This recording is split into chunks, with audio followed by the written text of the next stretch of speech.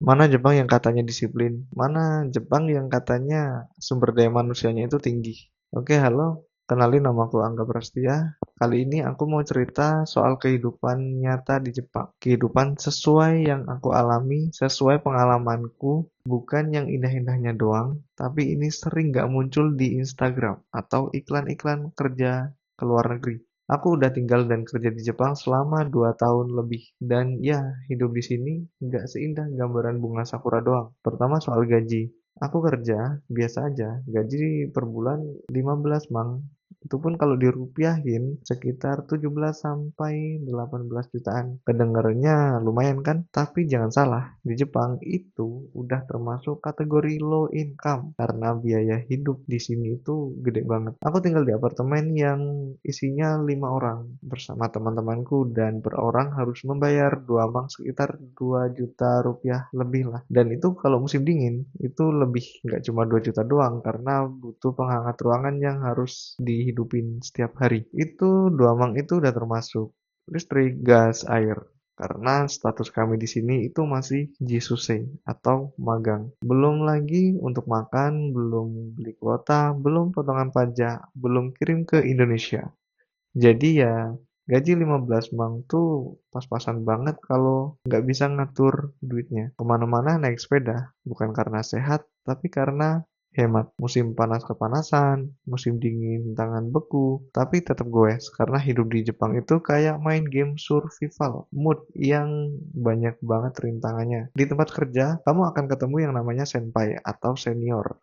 Dan kadang mereka lebih ribet daripada bos. Ada yang melanggar aturan, kerja seenaknya, merokok di jam kerja, suruh kita kerja double, terus kalau ada masalah, nyalahin kita yang junior. Aku pernah kerja sama senior yang tiap jam 9 pagi udah hilang, alias ke tempat rokok, merokok, balik lagi, balik-balik itu udah jam sekitar 10. Pas ditegur, dia bilang, kamu baru belum tahu budaya Jepang. Padahal kan itu bukan budaya, itu hanyalah kemalasan terselubung di balik status senioritas. Dan ya, Jepang itu bersih, tapi nggak semua orangnya berperilaku bersih. Ada yang merokok sembarangan, padahal udah ada area smoking. Bahkan aku pernah lihat senpaiku atau seniorku kencing sembarangan di belakang mesin-mesin itu.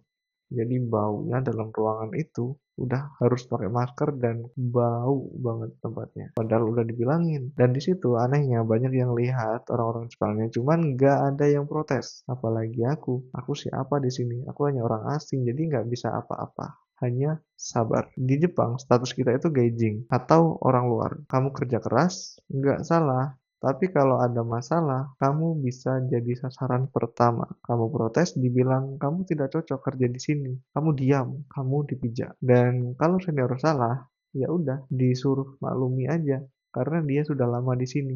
Kan gak adil banget ya?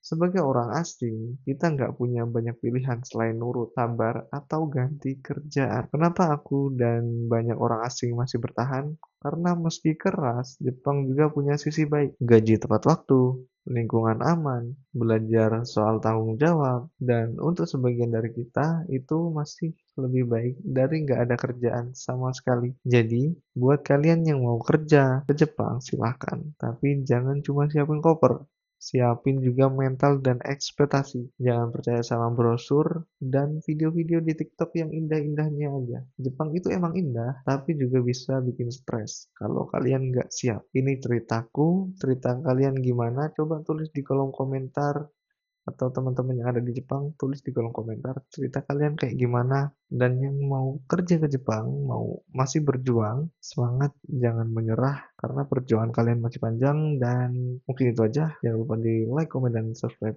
Bye.